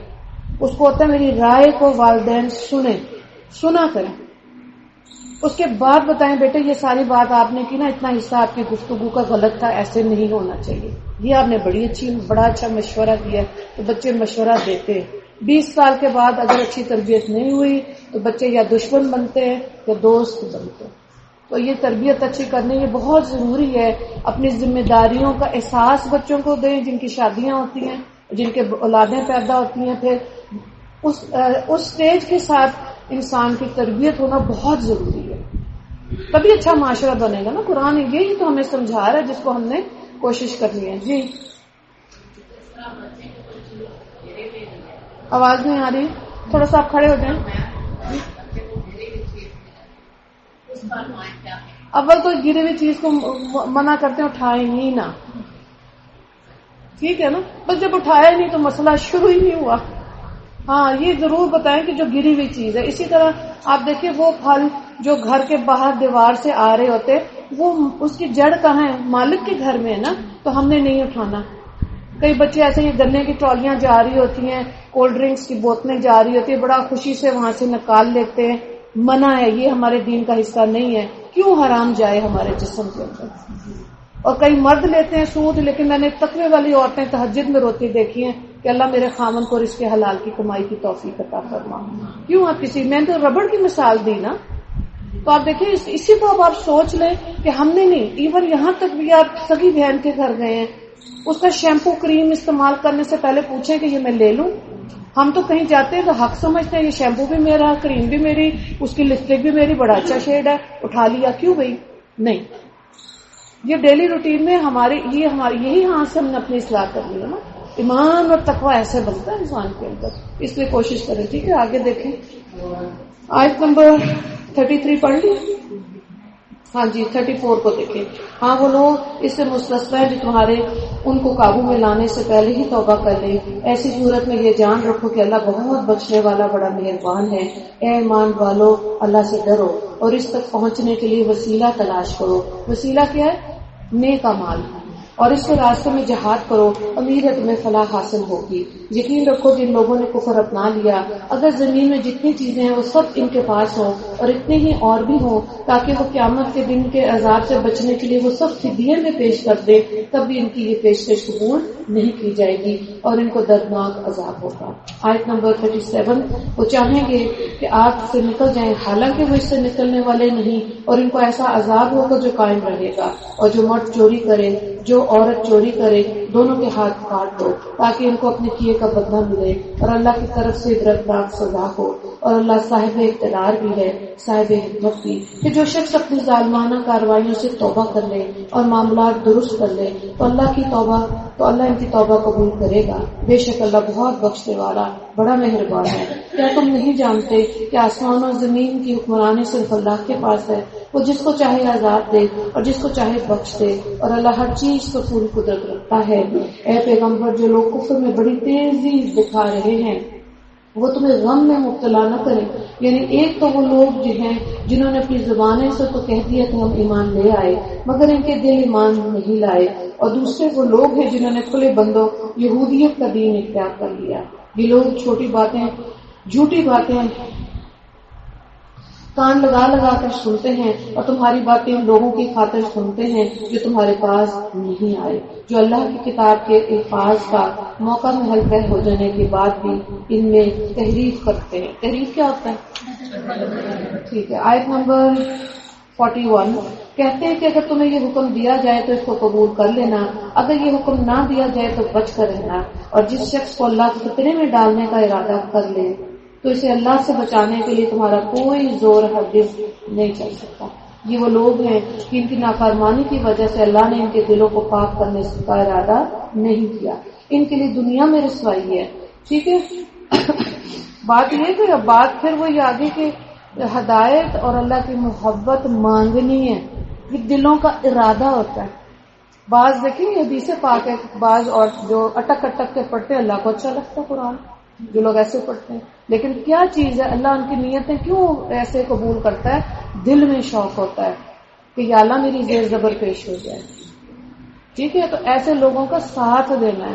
بڑی عمر میں جو خواتین آ رہی ہیں، مجھے یہ ایسے لگتا ہے کہ میرا اپنا ذاتی تجربہ یہ ہے کہ پارٹیشن میں جو ہمارے والدین بزرگ آئے، ان کو وہاں مدرسہ استاد نہیں ملا، تو یہ لوگ جب زیر پڑھتے ہیں نا، میری اپنی بھی زیر جو میں نے آپ کو بتایا تھا غلط کیسے مجھے احساس ہوا جب میں دروشی میں اللہم صلی علی پڑھ رہی تھی، کسی نے کہا یہ لام پر آپ زبر پڑھتی ہیں، اس کے نیچے زیر ہے اللہم صلی علی، تو ہم نے تو کیا پڑھا ہوا بازر بے تاجر تے ساگر سے لامزر لے، زیر پہ آ کے تو اب جب پتہ چل گیا تو اس کا مطلب ہے کہ اللہ نے چاہا کہ اس کو ٹھیک کیا جائے۔ 20 دن تو میں زبر ہی پڑھتی تھی، بہت زور لگا کے کہیں مہینے بعد لام زیر لی نکلا کہ درود پاک صحیح پڑھا جائے۔ تو ہدایت اللہ کی طرف سے آتی ہے، یقیناً اللہ ہمارے دلوں کا حال دیکھتا ہے، کتنی اصلاح چاہتے ہیں، کتنی اصلاح چاہتے ہیں، اللہ دے گا، اللہ کے بھرے خزانے ہیں۔ ضرور چاہت رکھا کریں کہ ہمارا قرآن پڑھنے میں ہمارے معاملات خامدوں کے ساتھ بچوں کے ساتھ یہ اچھے ہوں۔ کس لیے؟ اللہ کی خاطر۔ بس جب آپ اللہ کی خاطر کر کے پیسہ خرچ کریں گے، اپنی ڈیلنگز ٹھیک رکھیں گے، اللہ حکمت اور رشد عطا کر دیتا ہے۔ آیت نمبر 41 آخری یہ آیت کا حصہ جو ترجمہ دیکھیں، ان کے لیے دنیا میں رسوائی اور انہیں کے لیے آخرت میں زبردست عذاب ہے۔ یہ کان لگا لگا کر جھوٹی باتیں سننے والے، جی بھر بھر کے حرام کھانے والے ہیں۔ چنانچہ اگر یہ تمہارے پاس آئیں تو چاہیے ان کے درمیان فیصلہ کرو اور چاہے ان سے منہ موڑو، اگر تم ان سے منہ موڑو گے تو یہ تمہیں کوئی نقصان نہیں پہنچا سکتے۔ یہاں پر یہ جو بات آ رہی ہے نا اس آیت میں، وہ یہ کہ جو یہودی فیصلہ کرانے آئے تھے ان سے جنگ بندی کا معاہدہ تو تھا، مگر وہ باقاعدہ اسلامی حکومت کی شہری نہیں تھے، اس لیے آپ کو یہ اختیار تھا کہ چاہے آپ ان کا فیصلہ کریں اور چاہے انکار کریں، ورنہ جو غیر مسلم حکومت کے باقاعدہ شہری بنتے ہیں، ملک عام قوانین میں ان کا فیصلہ بھی اسلامی شریعت کے مطابق ہی کرنا ضروری ہے، جیسے کہ آیت میں بتایا جا رہا ہے۔ ٹھیک ہے، دوبارہ دیکھیں آیت نمبر 42، یہ کان لگا لگا کر جھوٹی باتیں سننے، جی بھر بھر کر حرام کھانے والے ہیں۔ چنانچہ اگر یہ تمہارے پاس آئیں تو چاہیے ان کے درمیان فیصلہ کر دو اور چاہے ان سے منہ موڑو، اور اگر تم ان سے منہ موڑو گے تو یہ تمہیں کوئی نقصان نہیں پہنچا سکیں گے، اور اگر فیصلہ کرنا ہو تو ان کے درمیان انصاف سے فیصلہ کرو، یقیناً اللہ انصاف کرنے والوں سے محبت رکھتا ہے۔ آیت نمبر 43، اور یہ کیسے تم نے فیصلہ لینا، اور یہ کیسے تم سے فیصلہ لینا چاہتے ہیں جبکہ ان کے پاس تورات موجود جس میں اللہ کا فیصلہ درج ہے، پھر اس کے بعد فیصلے سے منہ ہی موڑ لیتے ہیں۔ دراصل یہ ایمان والے نہیں، بے شک ہمیں تورات نازل کی تھی جس میں ہدایت تھی، نور تھا۔ تمام نبی جو اللہ تعالیٰ کے فرمانبردار تھے اسی کے مطابق یہودیوں کے معاملات کا فیصلہ کرتے تھے، اور تمام اللہ والے اور علم والے بھی اس پر عمل کرتے تھے، کیونکہ ان کو اللہ کی کتاب کا محافظ بنایا گیا اور وہ اس کے گواہ تھے۔ لہٰذا اے یہودیوں، تم لوگوں سے نہ ڈرو، مجھ سے ڈرو، اور تھوڑی سی قیمت لینے کی خاطر میری آیتوں پر سودا نہ کیا کرو، اور جو لوگ اللہ کے نازل کیے ہوئے حکم کے مطابق فیصلہ نہ کریں وہ لوگ کافر ہیں۔ اور ہم نے اس تورات میں ان کے لیے حکم لکھ دیا کہ جان کے بدلے جان، آنکھ کے بدلے آنکھ، ناک کے بدلے ناک، کان کے بدلے کان، دانت کے بدلے دانت، اور زخموں کو بھی اسی طرح بدلہ لیا جائے گا۔ کہنے کا مطلب کیا؟ جتنا تکلیف دی گئی اتنا ہی، بس زیادہ سے زیادہ کا حکم نہیں ہے۔ ٹھیک ہے، ہاں جو شخص اس بدلے کو معاف کرتے، یہ ہے مکمل ترجمہ۔ ٹھیک ہے، اب دیکھیں ایک دفعہ ایک آدمی نے فیملی میں کسی نے کہا کہ جی جو یہودی ہیں اور نصرانی ہے نا یہ جنت میں جائیں گے، تو کیا ضرورت ہے نماز اور روزہ کرنے کی؟ کہتے ہیں آپ نے پڑھا نہیں قرآن میں نے کہا کہیں نہیں لکھا ہوا. کہتے ہیں نہیں لکھا ہوا. اب میں بڑی پریشان ہوئی، پھر ساتھ دعائیں مانگوں. تو 2 مہینے بعد جب اپنے استاد سے رابطہ کیا تو لگا وہ یہ بات آیت کا آدھا حصہ ہے کہ یہودی اور نصرانی جنت میں جائیں گے، وہ جو ایمان لے کر آئیں گے ان میں سے جو ایمان والے ہوں گے ان کو ملے گی. تو بعض دفعہ آدھی آیت کا مطلب انسان کو مغالطے میں ڈالتا ہے.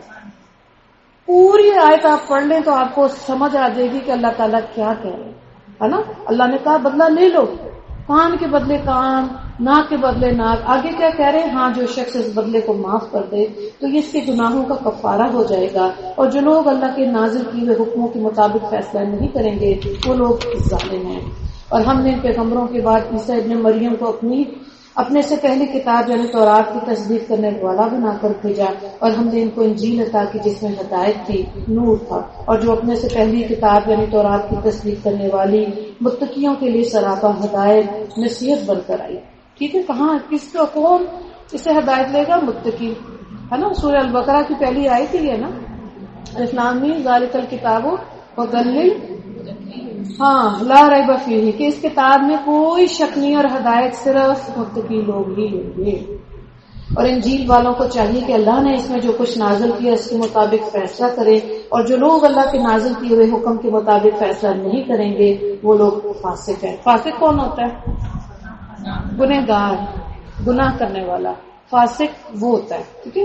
اور اے رسول محمد صلی اللہ علیہ وآلہ وسلم، ہم نے تم پر بھی حق پر مشتمل کتاب نازل کی جو اپنے سے پہلی کتابوں کی تصدیق کرتی ہے، ان کی نگہبان. لہذا ان لوگوں کے درمیان اسی حکم کے مطابق فیصلہ کرو جو اللہ نے نازل کیا، جو حق بات تمہارے پاس آ گئی سے چھوڑ کر ان کی خواہشات کے پیچھے نہ چلو. تم میں سے ہر ایک امت کے لیے ہم نے ایک الگ شریعت اور طریقہ مقرر کیا، اور اگر اللہ چاہتا تو تم سب کو ایک امت بنا دیتا ہے نا. کبھی میں سوچتی ہوں مسئلہ ہی کوئی نہیں تھا، کتنا آسان تھا نا، ڈائریکٹ جنت.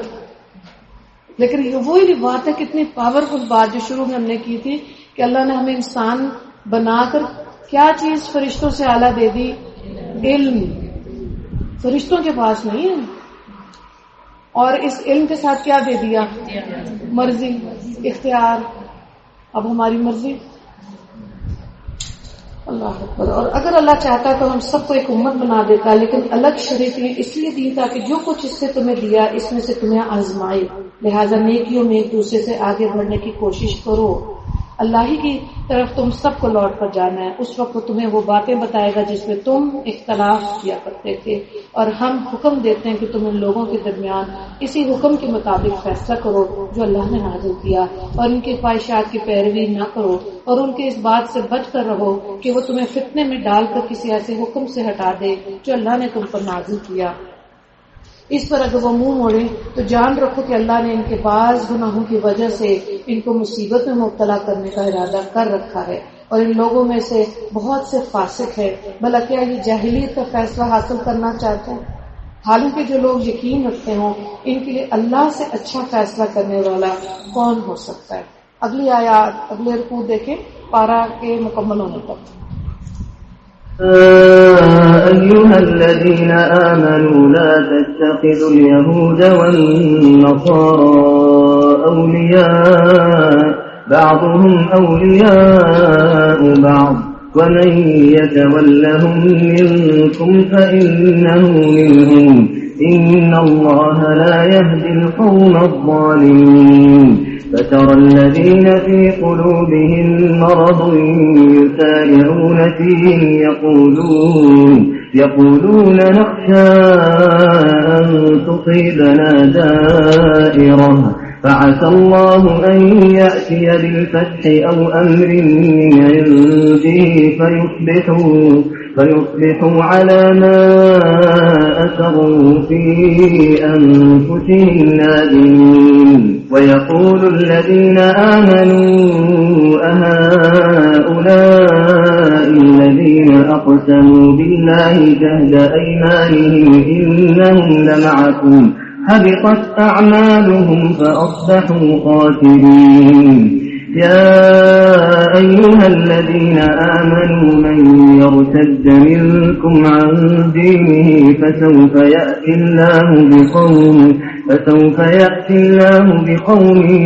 يحبهم ويحبونه أذلة على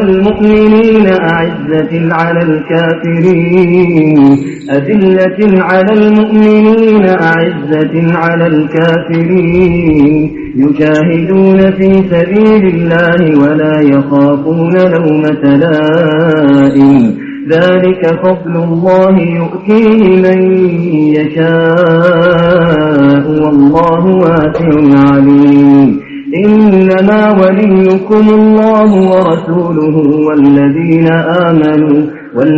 آمنوا الذين يقيمون الصلاة ويؤتون الزكاة وهم راكعون ومن يتول الله ورسوله والذين آمنوا فإن حزب الله هم الغالبون يا أيها الذين آمنوا لا تتخذوا الذين اتخذوا دينكم هزوا ولعبا من الذين أوتوا الكتاب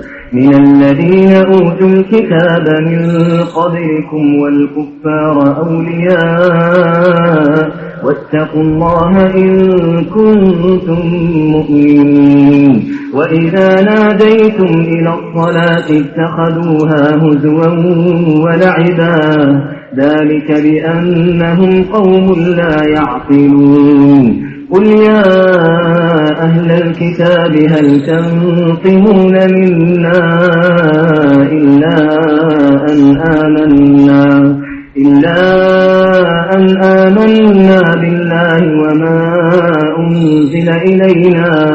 وما أنزل إلينا وما أنزل من قبل وأن أكثركم فاسقون قل هل أنبئكم بشر من ذلك مثوبة عند الله من لعنه الله وغضب عليه وجعل منهم القردة والخنازير وعبد الطاغوت أولئك شر مكانا وأضل عن سواء السبيل وإذا جاءوكم قالوا آمنا وقد دخلوا بالكفر وهم قد خرجوا به والله أعلم بما كانوا يكتمون وترى كثيرا منهم يسارعون في الإثم والعدوان وأكلهم السحت لبئس ما كانوا يعملون لولا ينهاهم الربانيون والأحبار عن قولهم الإثم وأكلهم السحت لبئس ما كانوا يصنعون وقالت اليهود يد الله مغلولة غلت أيديهم ولعنوا بما قالوا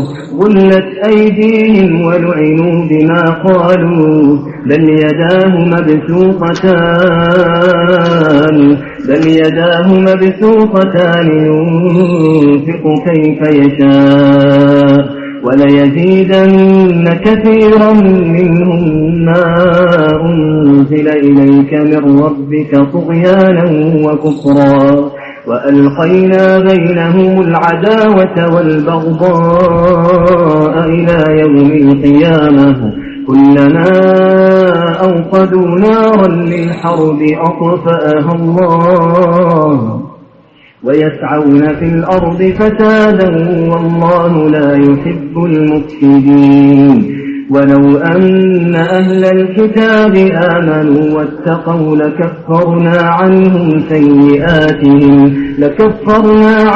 سيئاتهم ولأدخلناهم جنات النعيم ولو أنهم أقاموا التوراة والإنجيل وما